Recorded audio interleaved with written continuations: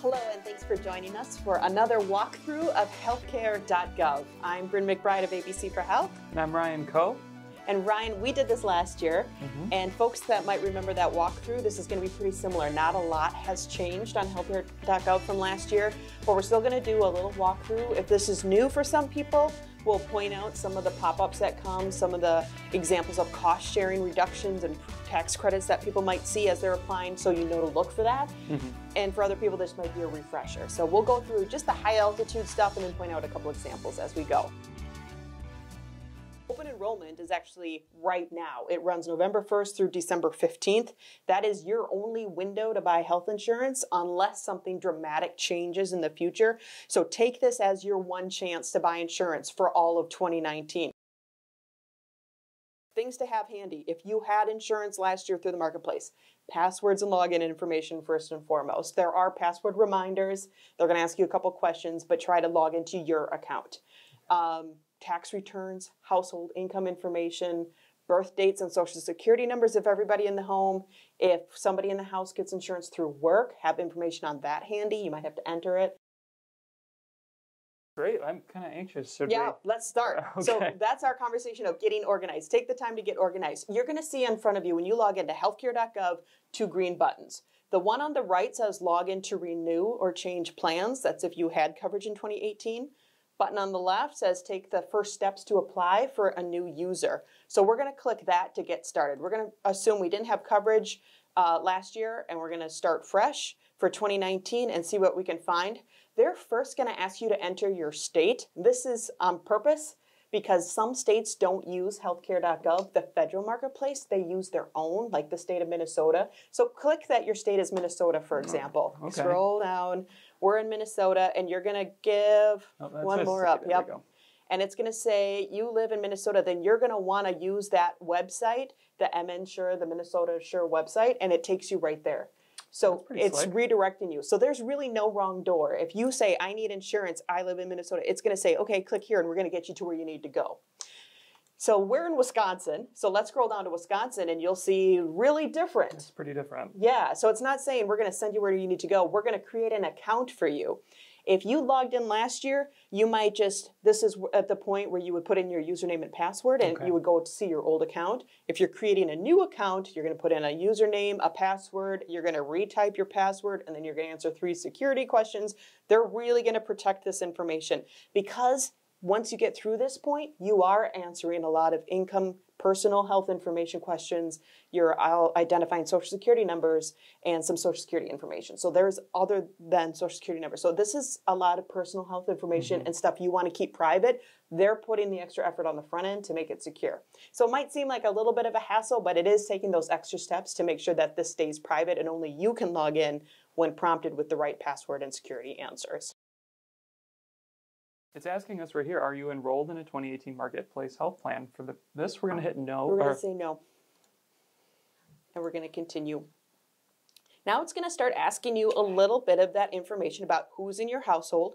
When we're done answering questions on household, then we're going to start answering some questions on income. But we're going to say, it's first saying, is it just you? If you are a single adult living with no tax dependents in the home, you would say, yep, it's just me. When they are saying you and other people, they mean by other people, other tax dependents. So click you and other people, and we'll say there's a family living here. And it says, are you married? So they break this down in layman terms, which is really nice because they really are following your tax return. But they're saying like, okay, are you married? Is there a spouse in the home? So we'll put yes. Okay. And look at right below the yes, no button that we're looking at. It says, do you need help answering this question? So, which is great. And there are a couple instances of this where you could say, like, I don't really understand what you mean by married, or do you mean culturally married? Do you mean legally married? There's going to be guidance on that. When you get to dependents or minors in the home, or if there are other terms that you're not exactly 100% sure what they're asking, you might see more hover over. So that's a nice enhancement to this website. So we're going to say, yes, married. Will you claim any dependents on your tax return? We're going to say yes, but look at that hover over right after the word federal tax return. Oh, how many? Let's say we have one. Okay. Let's say it's a husband, 2 spouses, and a child. So we'll say it's a household of 3. There's another hover over right after you say federal tax return off to the right there. So that was just another example of information. You're going to see lots lots of that. So right up in the question, do you see that hover over? Yeah, right there. Yeah. Okay, there we go. So that's giving you instructions of how to count tax dependents right there before you answer the question. But what you just did was you answered the question, you hit continue, and then you could go back if you wanted to change that. If you're like, oh, wait, that my child is 16, I forgot. That's a dependent, that counts. So you can go back and change that number. That's nice. Yeah. So there's room to review your answers. There's also room to go back and change them. Okay, great. Okay, so we're going to hit continue just like you did. We're going to, it says, tell us a little bit about you. So because you said there's you, there's your spouse, and there's a dependent, you're going to get these screens. Do you see them stacked up? Tell us about you, tell us about your spouse, tell us about your dependents in 3 sections. So we're telling us about you first.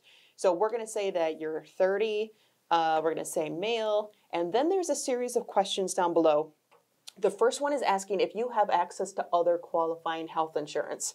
There are hoverovers with what that means off to the right, but really this is saying, are you enrolled in Medicaid or Medicare, or do you have insurance through work? If the answer is yes for some of those, that's not a stop for access to this.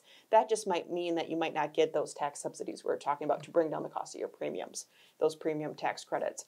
But you could have insurance through work and marketplace coverage with no tax subsidies. You could have both. This is starting to do the math behind the scenes based on how you answer this question of what you're eligible for, either coverage or financial assistance. Okay. So we're going to not click that other information. Are you eligible for other coverage like Medicaid, Medicare, or coverage? We're going to leave that blank. It's asking if you're a parent of a child under 19. We're going to say yes to that because we said there's a tax dependent. It's going to ask if you're pregnant. And there are different eligibilities for state Medicaid programs, so there might be a recommendation there about maybe you should consider a Medicaid program in your state because it looks like you might meet eligibility. So that's just getting offering a little extra services for people that might be using more medical care. And the last question we get a lot of questions on is, are you a tobacco user? And there still is a premium surcharge for tobacco users. That's smoking, chewing tobacco, whatever. If you say yes to that question, then that will impact the financial assistance that could be available. It will reduce it. Right. So tobacco users, be honest with the answer, because if you're getting services for quitting smoking and you told them you were not a smoker, then that could be considered fraud on your application. It comes out in the woodwork later. It does. It really does. So honesty is the best policy through all of this. This is a federal form. This is essentially a contract you're signing with an insurance company once you get to that point. So honesty here is important. The penalty for lying is too extreme. You don't want to even risk it. And now we've moved away from tell us about who's in the household to what is the household income. And again, this is the expected 2019 household income. So you are guessing here, but this is an estimate. You will answer more detailed questions on household income later because your answers there will be used to make your financial assistance determination if you are eligible for those premium assistance tax credits or cost sharing reductions. The tax credits bring down your premiums a little bit. The cost sharing reductions would bring down some of those out-of-pocket costs. That determination is going to be made behind the scenes with a little bit more detail. For now, we're given the ballpark expected 2019 annual income. And we're just going to pick a number, 30,000. Yeah, we'll go with 30,000. And there's a hover over, again, that said, do you need help calculate? What does this mean? How do you do this? And so that's helpful. It gives you a little explanation of what it means to actually estimate 2019 income. So we said $30,000, and our next screen is going to say, it looks like you're going to be eligible for premium tax credits. So look at the amount for our family. About $611 per month is the potential tax, the bringing down of our premiums based on our household income. So that's not what we're going to be, this family's going to be charged. That's what's going to be taken away from the cost of their premium per month. Yeah, they're eligible for a pretty good tax credit here. And it's giving you a breakdown and estimated savings overview, and they do it by person.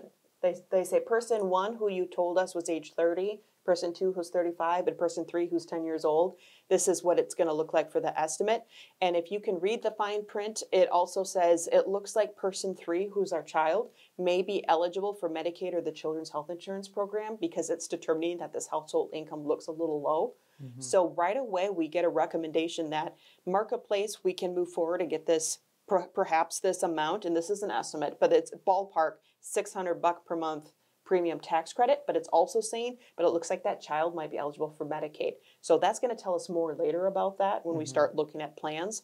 And what it's really suggesting is maybe you have the two adults in the house get a Marketplace plan, and maybe this child gets Medicaid instead. So it's kind of sifting that out for you here before we even look at the plan options. It then says if you pick a silver plan, and that, again, the print on here is a little small, and it always was weird to me that they used white font on blue screen. Not the easiest to read, but if you're sitting close enough to your computer, hopefully you can get all the fine print. But this fine print is important because it says there may be extra savings available to you if you pick a silver plan, and those are those cost-sharing reductions. If you fall between 100 and 250% of the federal poverty level, you could get savings each month on your out-of-pocket expenses. So it's for that little bit lower income side of eligibility in the Marketplace that gets both the premium tax credit, so premiums reduced, but also some out-of-pocket savings as well. So that's telling us all this in this little preview before we've even previewed the plans. So we're going to hit continue once again. And once again, an opportunity to review our information so we can make some of our best guesses moving forward. And we like what we see here, so we're going to continue. And it's a pop-up that's saying, here's how you can use this website to your advantage. You can get quick definitions with the hover-overs, which we've already seen. Now it's just making it explicit because once you get to those plans, there's a lot of information there. So it's just saying, okay, pause for a second. You're going to see a lot of stuff. Don't be overwhelmed. You can hover over and see what definitions mean. You can filter plans and refine your results by the green buttons, and you can compare plans with the blue buttons. So if you're looking and you're like, oh, these two plans look kind of nice, you can select them individually. So later you could look at them side by side and see how they're different. Maybe this one has a little bit higher premium, but the deductible is really low. Maybe this one is a little bit different network than you thought, and it has your doctor, so you want to go with that one. So you can actually put them side by side by clicking those blue compare buttons as you go. So this was the pause button for the user to say, okay, you're going to see a lot of stuff. Don't get overwhelmed. This is what you're going to look for. It then gives you, when you click next, it gives you one other little primer here that says, okay, you're also going to see some different tiers, and it explains that. These are called plan categories, and they're really tiered like the Olympic medals with gold, silver, bronze, and then with platinum being added at the top. All plans are of equal quality. You're not going to have really bad insurance if you get a bronze plan as opposed to someone that has a platinum plan. Where you might notice a difference is going to be premium versus deductible. So those bronze plans might actually have a little bit higher out-of-pocket responsibility for individuals, whereas those platinum plans might have a little bit higher premium, but much lower out-of-pocket and deductible. So regardless of medal tier, you're all winners. You're if you were in the Olympics, you would be happy.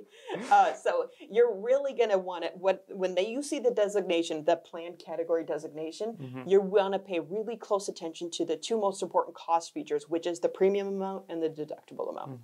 So that was a reminder. Now we are in the plans that are available, and if you just scroll loosely through this page, you can see. It tells you with rows, the categories, it's going to give your estimated premium, it's going to give your maximum out of pocket, and you're seeing in every single plan, they're giving you a blue button and a green button.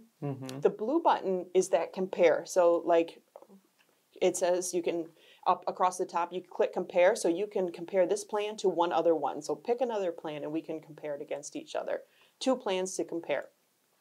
And you see how it puts it side by side? That's nice. It's so easy to look at it. And you can see right away, oh my gosh, there is a little bit of a cost difference with that deductible and with the maximum, the responsibility there for out-of-pocket maximums. So that's just so easy. And then you can go back and you can clear that and compare to other plans. So as you're shopping and you're paying attention to those numbers, what matters for your family, for cost, is it more important that you have a higher or lower premium? Is it more important that you save more out of pocket? As you're doing that comparison and looking at that network of providers that comes with each plan, you can start clicking those green buttons for I like this plan, I want to kind of come back and visit that later. If you find one you like too, when you're just kind of shopping, there is an option to say like, okay, I'm ready to sign up for this plan. If you like a plan, you can continue through to it, and then you're going to have to answer more detailed questions when you get to that point. The more detailed questions are first going to assess that financial eligibility a little bit closer. So they're going to ask you a couple more income questions that look kind of like tax return questions, sources of income. You might have some pay stubs handy so you can reference actual income amounts from salary, wages, tips, things like that. So your questions will be a little bit more detailed because you're going to keep zeroing into a very exact number for a premium assistance tax credit or a cost sharing reduction. That number has to be zeroed in a little bit better.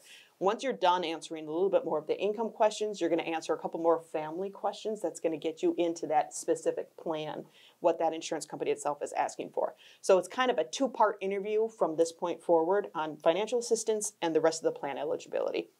You're finally going to pick a plan, you're going to go with it, you're going to click submit, and you're going to get instructions on how to pay your premiums because you still have to pay for this thing. You're not done yet. Just go back to HealthCare.Gov, the homepage, that Find Local Help. There is a 1-800 number that'll get you help from the marketplace itself, but you can also try to find help in your area. There might be navigators or assisters that might be able to sit down with you or at least answer a couple of quick questions if you start getting stumped along the way. There are also a couple other resources we make available. We'll put those in the link below. Sure. We have a Consumer's Companion to Health Reform. It's got some unique phone numbers to Wisconsin to people that we've worked with that we found to be useful, but we also share a couple just big picture reminders about what we mean by financial assistance in the marketplace, key dates to keep in mind, those federal poverty levels that we talked about to see if you think you're going to fall in the range for financial assistance, and we point that out in the Consumer's Companion, so we'll link that below as well. And again, we'll put that marketplace checklist that we said, make sure you get organized first. There actually is an official checklist with recommendations of what to have handy before you get started, and we'll put a link to that so people can see it. They've made a lot of improvements, even like those small little tweaks with the tool tips and the hoverovers, and I saw there was some plan reviews from users, so Yeah. I think that's really cool and really handy, and I think it looks very intuitive and easy to use. I think we'll leave it there. We'll put a couple extra resources in the links below. If you have questions, you can send us an email. We'll put a link to how to contact us, but otherwise, thanks for watching. Thank you.